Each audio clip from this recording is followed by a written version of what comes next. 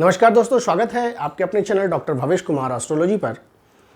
और जैसे मैंने आपको पहले भी बताया है कि मैं यहाँ पे मासिक राशि, वार्षिक राशि, गौर विज्ञान से रिलेटेड जितनी भी विद्याएं हैं उससे कुछ न कुछ जानकारी लेकर मैं आता रहता हूँ।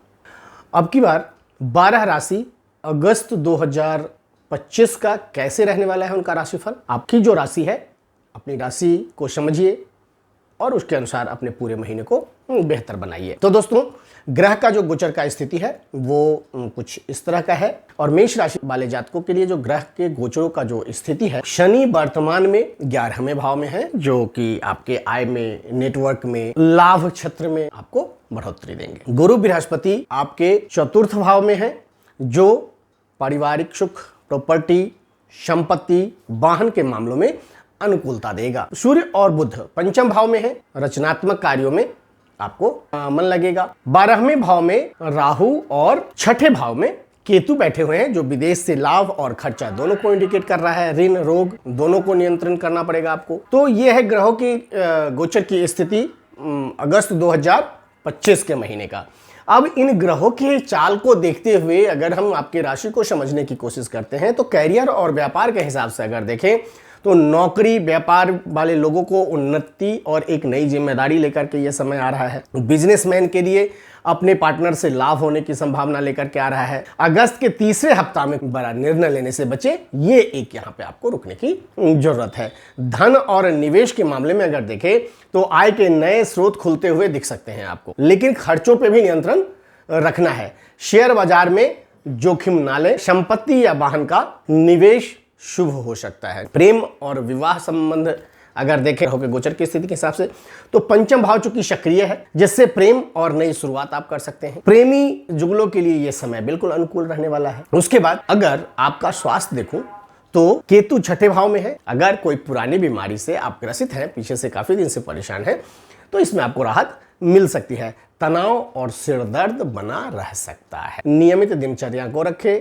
खान पान, अपनी दवाई, अपनी रूटीन को मेंटेन करके रखिए। पूरे महीने को अगर बेहतर बनाना चाहते हैं और कुछ उपाय करना चाहते हैं इस महीने को बेहतर बनाने के लिए, तो जो उपाय है वो मंगलवार को हनुमान चालीसा का पाठ तो अवश्य ही पढ़े, वैसे पूरे महीने पढ़ते रहे। रक्तदान अगर कर सकते हैं, आप कहीं रक्त शिविर में जा करके, रक्तदान शिविर में जा करके रक्तदान कर सकते हैं, तो आपकी जितनी भी बाधाएं हैं आने वाले टाइम के लिए भी, वो आपको सुरक्षा प्रदान कर देगा वहां से।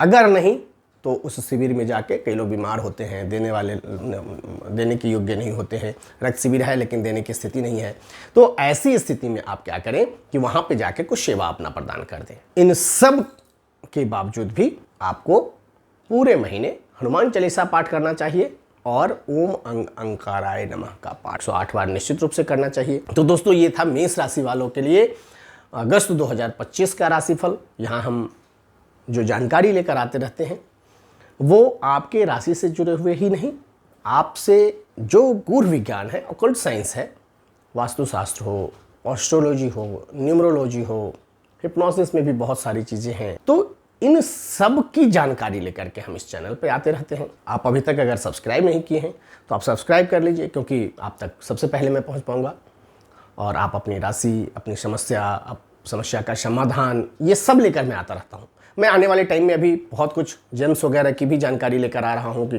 किस राशि वालों को कौन सा जेम्स पहनना चाहिए, उसकी क्या स्थिति होनी चाहिए, किस स्थिति में। तो अभी बहुत कुछ हम आगे आपके साथ जुड़ते चले जाएंगे, बहुत कुछ बताते चले जाएंगे। आप निश्चित रूप से सब्सक्राइब कीजिए, लाइक कीजिए, कमेंट कीजिए और अपनी समस्या हम तक जरूर पर्सनली अगर भेज सकते हैं, पर्सनली भेजिए, हम उसका एनालाइज करके आप तक पहुँचाएंगे। यूट्यूब पर भी आप अपना मैसेज करते रहिएगा, मुझे अच्छा लगता रहेगा।